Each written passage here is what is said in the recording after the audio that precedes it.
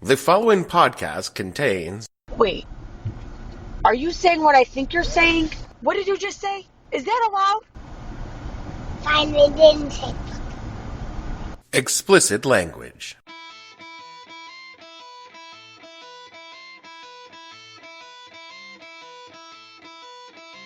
Hello and welcome to the podcast that asks a simple question. When you bought that t-shirt that reads, Trump the Bitch, what the hell were you thinking? I'm your host, Dave Bledsoe, and this is a Friday, August 19th, 2016, Season of the Bitch edition of the show, where we talk about how awful it's going to be when Hillary's elected. No, not for you, but for the women who have to put up with your shit. Stay tuned. The What the Hell Were You Thinking podcast is brought to you by Old Man Winter's Ghost Rental. Are you the owner of a theme park, movie theater, dilapidated mansion, or other venue you would like to sell but aren't allowed? Then Old Man Winters can help. Our staff of professionally trained haunts, monsters, and devils will quote, haunt, unquote, your business or home and drive away any pesky do-gooders keeping you from realizing your dreams. From Ape Men to the Wax Phantom and the 10,000-volt ghost, Old Man Winter's Ghost Rental has your haunting covered. Use the promo code MEDDLINGKIDS at checkout and receive a bonus monster of your choice at no charge. When the mask comes off, it's always Old Man Winters. During the break, I was watching on CNN. They have three women there discussing how offended they are that Trump said that Hillary always plays the women card.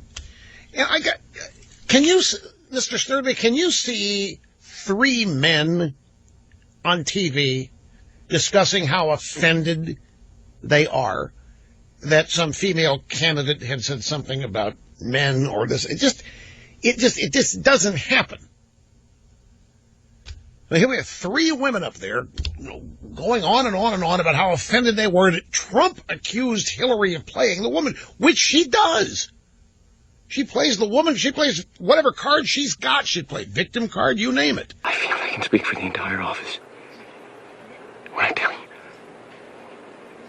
go fuck yourself. Hillary Clinton will be the next president of the United States. So you better get used to the idea. And this means incredible changes for America. Now, I'm not just talking about the mandatory gay marriage for everyone, the confiscation of every firearm, and of course the placing of good, everyday, God-fearing Christians in FEMA concentration camps. And real soon. No, I mean, we all know about that. Or at least those of us who've been attending the secret meetings in the basements of the New York Times do. No. The big changes in America coming first will be men can finally say all the mean and hateful things we want about women completely free of recrimination. Glorious. Glorious. Man, it's gonna be something. Once Hillary finally becomes president, we can use words like bitch and cunt all we want because a woman is finally president. And if there's one thing we learned during the Obama administration, it's that once a member of a traditionally oppressed people or class becomes the president, we are free to be as hateful, as racist, or misogynist as we want. Can I get a hell yeah? Gone will be the days when women were allowed to be all offended when we said something they didn't like. Once Hillary becomes president, we can just chalk it all up to being politically correct and cut loose. Because when you become president, you lose all rights to point out the insidious harassment, hate, vilification, objectification you experience on a daily basis because there's a woman in the White House. Shit, women are actually lucky. At least cops aren't killing you just for being women. So, I guess what I'm saying is... Stop being such a little bitch. You know what's actually horrifying? Everything I just said will be seriously repeated the second Hillary takes the oath of office. Shit, the second the election results come in. Hell, what am I talking about? People are saying and doing that now. The O is blocking, so it appears that she is standing in front of the C word. Right. Did you think about that in church when you tweeted it out? That's just offered up without commentary. That was just put up there. Yeah, but you know what it meant when you tweeted it out. I just put it up there. I guess I'm asking, you're writing your speech in church, you talk about religion coming back to this country and us having a moral barometer. Where was your moral compass when you put a photo of a woman that you disagree with politically, and that's fine. But would Tamara, you can look at that any way you want. It's the word count. That's what she's standing in front of. I just put it up there. There's no commentary attached to it. I didn't call her anything. And the fact that you question my faith by saying I'm putting up a picture is I'm just not asking nice. Oh, Chachi, why? I mean, I could see Bob Loblaw, but not Chachi. It's no wonder Joni dumped your lame ass. And if you think that misogyny is bad today, oh, ladies, women, just wait. It's gonna get so much worse. Because this whole election is just an exercise in graduate-level douchebag, and the professor emeritus of douchebaggery is teaching a highly advanced class in overt misogyny. You know, you could see there was blood coming out of her eyes, blood coming out of her wherever, but she was... I mean, what the Trumpentologists lack in subtlety and good taste, they more than make up for it in sheer enthusiasm and vitriol. I mean, leaving aside the lock her up chance, the real excitement of the Trump campaign is right there in the merchandising, where the real money from the movie is made. And pod friends, is the cheap Chinese imports they purport to hate are everywhere at a Trump rally. All touting slogans and saying stuff that is so bad, even 1998 Andrew Dice Clay would step from and go, "Oh, no, you can't say that about a woman." Whether it's Trump the Tramp or Trump that bitch, the t-shirts, the pins, the bumper stickers all fly off the shelves. And another popular item is the Hillary sucks, but not like Monica shirt. You don't even try to hide it. No, they don't. Unlike her opponents during the primary. You might remember them, the Bernie Bros. Don't. They hate that. Sorry. I know you do. And to be fair, a lot of good and decent dudes got tarred with that epithet when they really didn't do anything to deserve it. I believe if you're going to hang a derogatory appellation on someone, they should at least be acting like the dick they are to deserve it. So not every Sanders supporter went down the sexist path, but fuck me, a lot of them did. The longer the campaign stretched, and as the end became more apparent, the more strident of the supporters, the actual Bernie Bros, gave up any pretense of discussing issues and just went straight to sexism to express their disgust. No one who went on social media could miss it, not even on puppybook.com, for God's sakes. Puppies. Why did you have to spoil Puppy Book? Now, I want you to think about how bad that was and how bad our current election is, and realize how much worse it's going to get. You need some proof? Let me give you Australia. Now, when most people think Australia, I guess they probably go straight to Paul Hogan. America? You look like you need a holiday. A fair income holiday. In the land of wonder. The land down under. Translation for millennials. Paul Hogan was a popular Australian comedian and actor in the mid-1980s. Famous for his Crocodile Dundee movies, where he played an out-of-place Australian in America. He did a series of tourism commercials for Australia. And Australia and America have a lot in common. British colonies who came and damn near wiped out their indigenous populations on both their continents. A deep-seated problem with racism and a prodigious consumption of grilled meats. And that's from Australia. Oh, let's put another shrimp on a barbie. There are some distinct differences, however. Oz is more progressive in a lot of ways. Smarter, too. Like when they had the largest mass shooting in history that killed a whole bunch of kids, they got rid of their guns like any sane country would do. They also elected a woman to their highest political office. I believe the title is actually the Ed Yaba, the Never Never. Australia, Australia, Australia, Australia, we love you, honey. I guess we would call it the Prime Minister. Anyway, they made Julia Gillard the Prime Minister in 2010. She's a good Sheila, Bruce, and not at all stuck up. It didn't go well for Julia. As a member of the Liberal Labour Party, where she served as a Minister of Parliament and the Prime Minister, she put forward some very progressive policies and was met with significant pushback from the conservative Liberal Democrat Party. God, I'm so confused. Okay, look, in Australia, the Labour Party is a social Democrats, think Bernie Sanders, and the Liberal Party is conservative. They're somewhere between George W. Bush and Rand Paul. Anyway, Gillard's policies were fairly popular with the folks down under, so they did what conservatives do when faced with popular policies. They ran against her gender rather than those policies. And they were not even close to being subtle about it. During a fundraising dinner for the opposition party, the Julia Gillard Kentucky Fried Quail was at the top of the menu, comprising of, and I am quoting, a little breast, 2 large thighs, and a big red box. I should note that Miss Gillard is a redhead. And this was just one of a long list of overtly sexist attacks on Gillard. Members of Parliament openly referred to her as a bitch during interviews. Some right-wing media attacks on Gillard make Rush fucking Limbaugh sound like the voice of reason and compassion, until finally she was pushed from office by her own party. Then Julia Gillard delivered such a damning speech on the floor of Parliament and to the faces of the men who tormented her. It is widely regarded as one of the most bold political speeches against the patriarchy in modern times. And then, of course, I was offended too by the sexism, by the misogyny of the Leader of the Opposition catcalling across this table at me as I sit here as Prime Minister. If the Prime Minister wants to, politically speaking, make an honest woman of herself, something that would never have been said to any man sitting in this chair. I have to wonder if Hillary won't have to slide that into a State of the Union in the near future, because I actually think she will. Because America is so much more assholic than Oz. Partially because we have so many more assholes, and therefore that much more ass that we have to have holes for. But just as a culture, our sexism is just so piquant.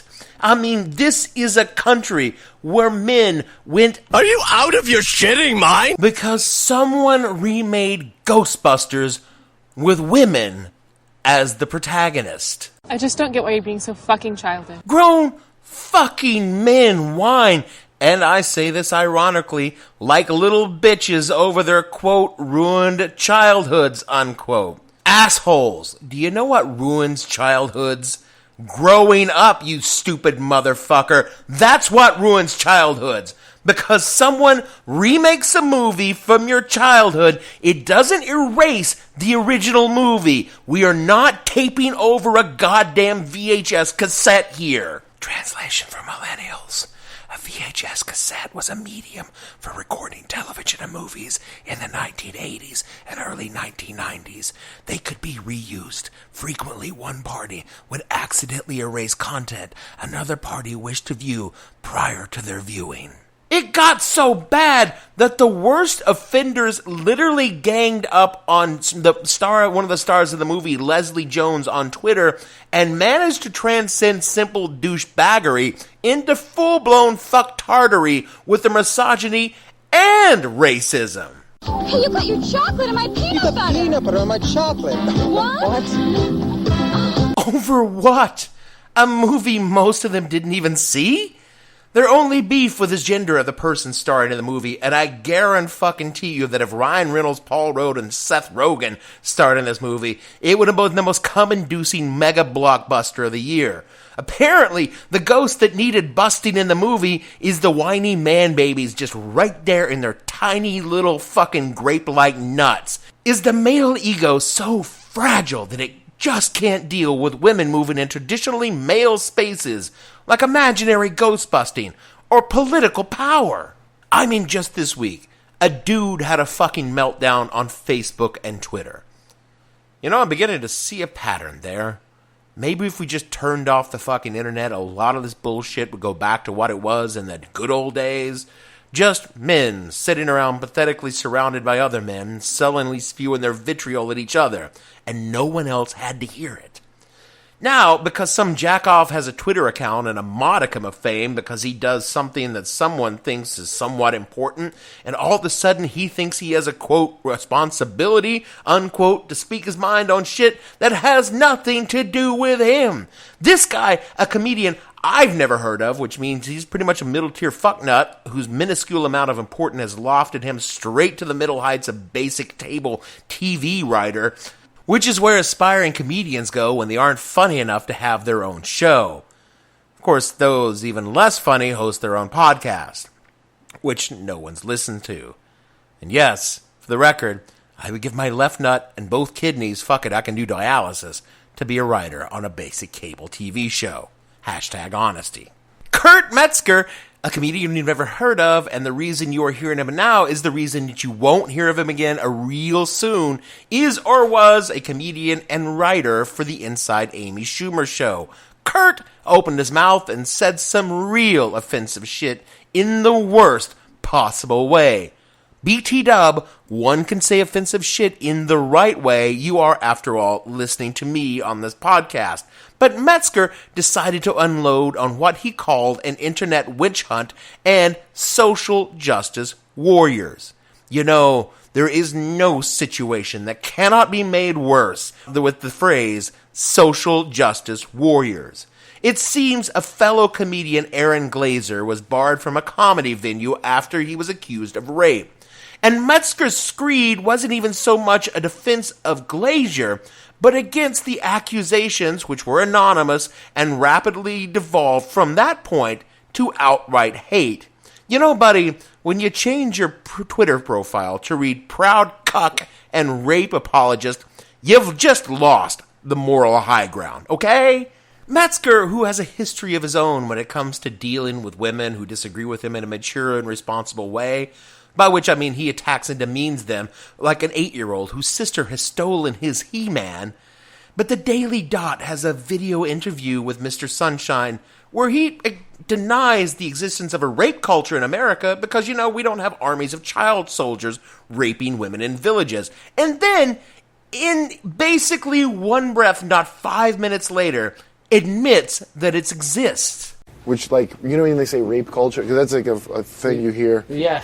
We don't have that here. That's such... I mean, just if you think that, you're such a fucking privileged asshole to think you live in America and there's a rape culture and you're a piece of shit. You'll probably never be raped here. 4 minutes later, in the same interview... Listen, these people don't get funny, so they want you to live in their fucking world. Because what happens is a couple comics that are funny say some political things that resonate with some fucking dipshit. And by the way, I know a lot of rape victims, just see, like, and in comedy... A lot of people have been victims of abuse, and no one I know that was victimized has any problem with any joke they've ever heard. Yeah. None of them are like, "Excuse me, sir, I was raped," and not one of them. Yeah. You know what, Kurt? You just fucking admit. We all know that's the entire proof that there's a rape culture. You fucking tiny pricked little moron. And of course, this has involved current big thing Amy Schumer, whom I like as a comedian and respect because she's been a strong voice for women. And she's associated by proxy with this because Metzger worked for her. And to be frank, Amy... Come on, you're blowing it, dude. Look, you don't own Metzger's bullshit and shouldn't have to apologize for him, but this is now overshadowing your own book launch. Just get out of it by saying something along the lines of, there's a right way and a wrong way to address these issues, and Kurt clearly chose the wrong way. He's crossed a line, and I'm saddened and angered at his behavior. It's bullshit you're getting flack for this, but then this has been the gist of this entire episode, hasn't it? Some woman's got to apologize for some shit some man did that she's remotely associated with. Hillary! Because we got to talk about Juanita Broadwick and her allegations against Bill Clinton right now. People are asking questions about what and who to believe without, by the way, calling Broadwick a liar, without questioning her motives, and without making aspersions on her character and motives. These are people with actual adult jobs and careers and reputations, so calling a potential rape victim a lying slag is probably not something we're going to hear John Dickerson say on Face the Nation. For those of you who do not know or have forgotten Juanita Broadwick, she was part of Bill Clinton's sordid sexual past. She claims she was raped in 1978 by the then Arkansas Attorney General William Jefferson Clinton. Her claims have long been in the public sphere, but a BuzzFeed News article brought them forward again in the context of a long public conversation about rape accusations and, of course, the campaign. Broadwick further claimed that she was intimidated by Hillary Clinton to maintain her silence, though by even Broadwick's own description of the event, it leaves something that just doesn't add up for that part of it. Now, do I personally think Juanita Broaddrick was sexually assaulted by Bill Clinton? Yeah, I actually do. Do I believe Hillary Clinton threatened her to keep silent? No, I don't. I mean, I don't see any evidence to support it, but maybe she did. I don't know. I mean, it's possible. Do I think we have to have a serious discussion about the allegation without victim blaming or sexism? Well, yeah, I do. I think that this should be the conversation we are having. But I'm not sure the rest of the country thinks the same way. Because what I do know is conservatives seem to be willing to jump on this claim because it suits their narrative, but remain steadfastly silent on the issue when it doesn't suit their political purposes. Men always seem to want to use women and their issues to promote their own agendas, and then don't really give much thought to how it impacts women. You can expect every single indiscretion of Bill Clinton to be brought up over and over again, even though they are only tangentially related to Hillary. It's a subtle misogyny that places the sins of the man on the shoulders of the woman for political convenience and expediency, and one which will only get worse as Clinton's presidency goes on. It is a horrible thing for me to say, but for a Hillary Clinton presidency, the best thing that could be, how can I phrase this, would be the passing of thoroughly natural causes of the previous President Clinton. But hey, look, it's not all bad news. I mean, I got great news for you women right now. Pew released a research study this week that says sexism is solved.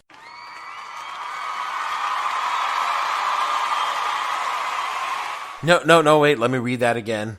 No, it says that most American men think that sexism has been solved. According to the article I read in Slate, 56% of American men think that obstacles that made it harder for women to get ahead are largely gone. Well, fuck me. I guess I just wasted 22 minutes of America's time here, didn't I? After all, it seems that despite everything that I've just said, everything's coming up Millhouse. Look, I'm not a capital F feminist. I'm just a dude who believes in the fundamental right of all persons not to live with the kind of shit that I know women live with. Bothers me deeply to think that electing Hillary, oh look, we finally came back around to the topic that we started with, will actually make matters worse. And this is in no way an indictment of Hillary. The problem isn't women here, and I know a lot of you X-chromosome carriers feel as though women are part of some mysterious cabal, controlling things from behind the scenes, using their feminine wiles to distract you while they amass power to put all of you and me in a cybernetic extermination machine. Or that at least is what they're saying over at the Red Pill. Do not go to the Red Pill. Fuck me. How pathetic are men? How small and weak are we that we cannot stand the thought of sharing the world with women as equals? I know you've never gotten a blowjob, Jimmy, but that's because you're a disgusting little troll with bad skin and a noticeable crotch funk. No woman is ever going to go down on you unless you take a fucking bath once in a while. Do something about that acne, and for the love of Christ, shave that thing you're calling a beard. It looks like the fringe around a goat's ass. Gamergators, rabid puppies, red pillars, men's rights activists, and Donald fucking Trump are just the openly asholic portion of this problem. It's the great morass in the middle. All the dudes out there who can't seem to step up and look another man in the eye and say, hey, you know, Ed, you're being a real fucking asshole. Why don't you stop being such a shit to women? Because that doesn't happen, does it? The only time most men seem to stir is when it comes to their daughters. Their daughters. They don't want their little girl treated badly. They will stand up to pervs, ashholes, and douchebags for their daughters, read their property. But you know what? In just a few years, they'll be standing next to their daughters, staring at her friends' tits, and making jokes to their buddies that, if you know Job was just a few years younger, I'd be tapping that shit right now. You know, guy talk. This isn't to say that you cannot have a legitimate disagreement with women, or you must bow down before Hillary as Queen of America. But you can make it about her not being a woman. In fact, anytime you disagree with a woman, all you really need to do is make it about the thing you are disagreeing with, not the gender of the person with whom you disagree. You are an adult. I mean, technically. But you're not going to do that. Men don't do that. We're too busy worrying about being falsely accused of rape and complaining about not being at the top of the heap at the office because that bitch in human resources made you attend that stupid class when you cupped Brenda's ass at the copier. That fucking cunt Hillary's fault, isn't it? Wasn't like that before she got elected. We all should have listened to the Donald, like I said, like he says now on Trump TV. Let's go have a beer and sit down and watch Ditch the Bitch, the Clinton cover-up continues with your host, Donald J. Trump. You know, like the old cancer ad says, you've come a long way, baby. Sadly, while you were coming all this way, men were busy hitching up the trailer and driving the world another 20 miles down the road. And the time will come when women will achieve unfettered equality in the world, but we're going to have to put up with a lot of dick weasels between now and then. Now maybe we can put them in FEMA camps or cybernetic extermination machines first, or, you know, we could just start teaching little boys that women are human early, like in first grade. I mean, whatever's easiest. I don't know. I'm just throwing out ideas here. That is it for our show this week. It was a tough show to write, and since we had to lay off most of the script writing monkeys because they wrote a story about Peter Thiel, I've been carrying the script writing duties all on my shoulder, as well as being the dulcet voice of this show. I've been trying to convince Gavin to pick up some of the slack, but he's been sulking since last week when I smacked him with a rolled-up copy of Dragon magazine. Put a crease in issue number 37, and that really made him cry because I had a unicorn on the cover. If you would like to keep the unicorn on the cover of this show, you can do that by leaving us a ratings on iTunes and Stitcher. And if you're like Gavin, a virgin, and want the unicorn to come to you, start by following us at the Hell_podcast on Twitter or the show name on Facebook and SoundCloud. All of the shows are at www.whatthehellpodcast.com. We would like to say, for me, Dave Bledsoe, producer Gavin the Virgin, and all the other fictional people on this show, we just need to say, look out your window. All the dicks you see are finding new ways of pricks to be. It's strange. Well, not that strange. They got to scratch every itch, respond to every twitch. They're always throwing fits. It must be the season of the bitch. See you all next week.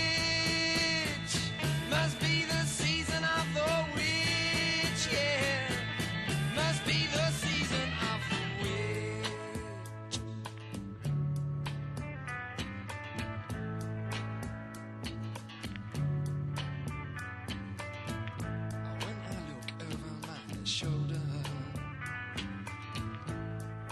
What do you think I see?